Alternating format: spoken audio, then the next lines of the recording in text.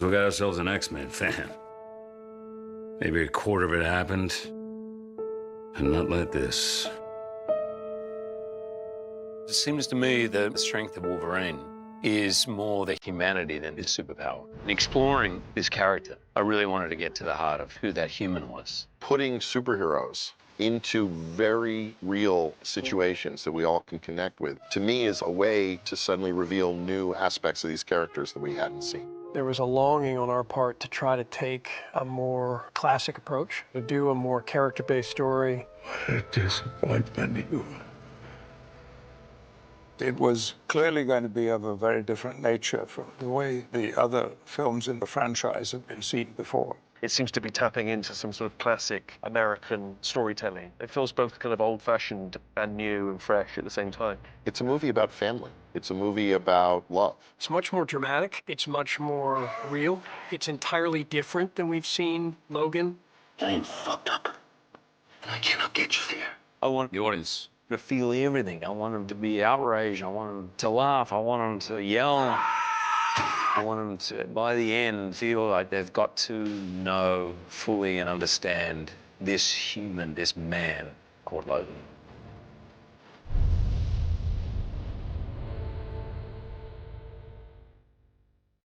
Say's the not okay, meaning it's boom, she looks at you, get her attention. Not. You mean make sure she has your attention. Got it. Give her a lesson. Then pull her out and kind of go, do you have fun? But like really throw it away. Do you have fun chargers? But just underplay it. Let's see if it works. Here we go. The only thing that made us interested in kind of going around again was the idea of doing something very different. Not just different in storyline, but different in tone. We both wanted a movie that was a standalone movie, that wasn't necessarily intermingled with the history of X-Men movies, the timeline of X-Men movies, or characters that have been set up or gone or died or whatever. We wanted something to feel very different, very fresh, and ultimately something very human.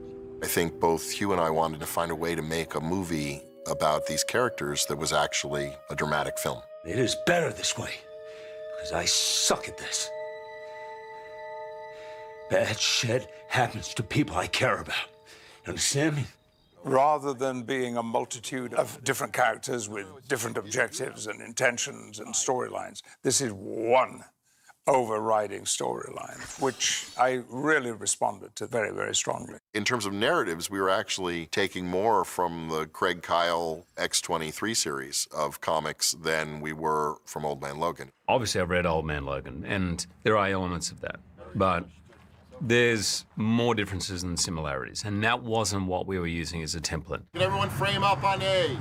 The most powerful effect Mark Millar's Old Man Logan had on me was its setting and its look. The story involved a lot of characters we didn't even have the rights to, but also the story is very bleak, and I wanted to make a film with heart. There was a time when the action movie was still character-based and not spectacle-based, and the superhero film has become kind of like the Western was in the 50s. There are dozens of them a year. Wolverine. I knew it was you.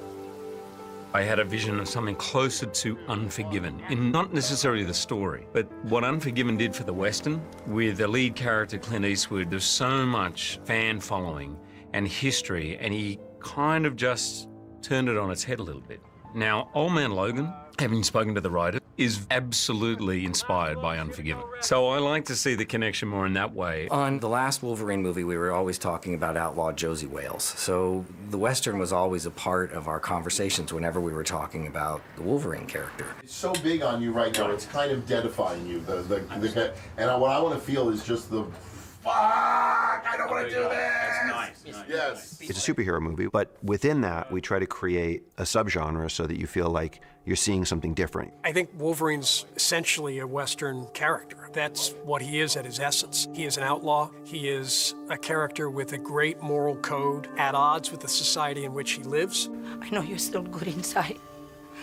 I know you want to help us. You don't know anything about me. I think the Western motif came really naturally to the film the second we reduced the scope of the movie to something more intimate. The Westerns that we all love and remember are rarely about the battle of X or Y or kind of the winning of a great territory. They're really about, will this farmer get to keep his land? Will this man hold on to his family? Will this dark family control this county? The questions are local, and yet they seem huge. 3, 2, 1, action! Stay up with them. Suffer, but stay with him. Turn, look, see what happened, then go. You're involved in this, you lose the guy, shit, beep beep, someone's honking at you, you look back, then the guy's waving you through. Good, cut, you got it.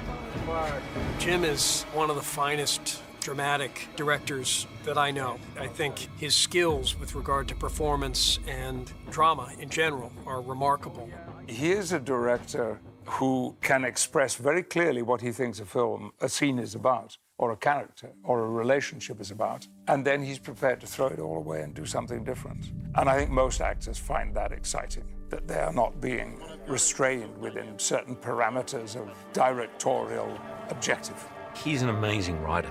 And when we worked on The Last Wolverine and on Kate and Leopold, the first movie I did with him, there were scripts that had been written and he directed. I was really excited about the possibility of what would come if Jim had a clean slate, a blank canvas, and that's what we had. I had this kind of strange vision in my head that I just wanted to make a road movie with these characters. The idea of almost trapping myself as a filmmaker, putting them in a car and putting them on the highway would kind of tie my hands. We couldn't do something about worlds colliding or an alien invasion. The movie would essentially force itself to operate on a more intimate level.